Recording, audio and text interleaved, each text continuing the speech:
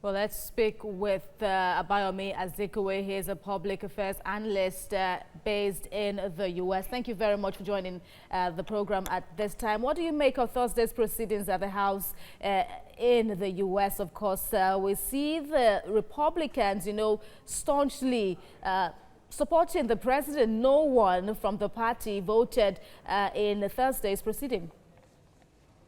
It's a very partisan process. And it has a lot to do with the upcoming presidential elections, which is in 1 year's time.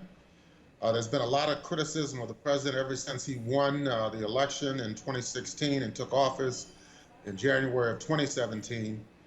This is the next phase in the process. There had been a lot of criticism by the Republican Congress saying that the impeachment inquiry had been conducted in secret and that was not a public process.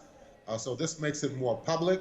They'll have to have open hearings in a process designed to draft articles of impeachment. But it's really not clear how long this is going to take. But it is clearly directed towards next year's election. Joe Biden, who has been designated as a front runner for the Democratic Party, but it's questionable whether or not he is, in fact, the front runner. We'll have to see when the primaries start beginning early in 2020. Well, President Trump's defense now has also been projected somewhat in a particular ad that's circulating in America at the moment. Well, in that ad, the image that has been projected of the president is his big and tough president protecting the interests of the country abroad and also trying to defend himself somewhat in this Ukraine scandal. What do you make of that? They have to fight back against the accusations that have been made.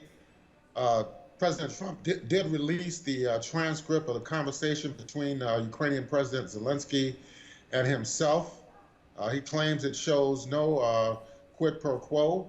There was nothing illegal about it, although the Democrats disagree with that staunchly. I think that the Republican Party is going to begin to launch its own attacks. They've already opened up a criminal investigation into the origins of the previous investigation involving purported collusion between Russia and the Trump campaign in 2016. That is going to continue as well. So it's an all-out political war. They were quite shocked in 2016 when Trump won, despite the fact that most of the polls in the United States indicated that Hillary Clinton would win by a landslide. So this time, they're trying to weaken the president as he seeks re-election. Although you do have Elizabeth Warren of Massachusetts. You have Bernie Sanders of Vermont, who are running very strongly. In fact, they've outraised money. They've raised more money than Biden in their campaigns. And they do have grassroots constituencies. So I think the Democratic Party, the leadership, which is favoring Biden, is quite concerned about Elizabeth Warren as well as Bernie Sanders. So this is designed to give a push to Joe Biden, but it remains to be seen if it's going to be effective.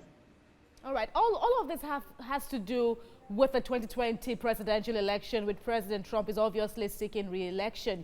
His biggest selling point has been how the economy has experienced a boom since he assumed office.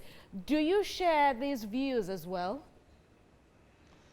No. I mean, there are a lot more people working in the United States now since the period of the Great Recession a decade or more ago. Nonetheless, there's still a huge gap between those that are wealthy and those who are in the working class and in the poor. And also, there's a lot of volatility in regard to the economy. Certain sectors have suffered extreme losses. For example, the retail sector. We've seen industrial unrest, the recent strike at General Motors, which was settled just last week. There's also other labor problems within the education sector. We just saw a big strike among teachers in Chicago, which was just settled. So there's still problems in the U.S. economy.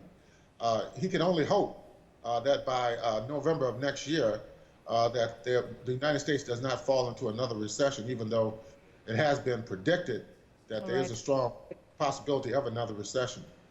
Abayomi Azikwe, editor, Pan-African Newswire, thank you very much for your contributions.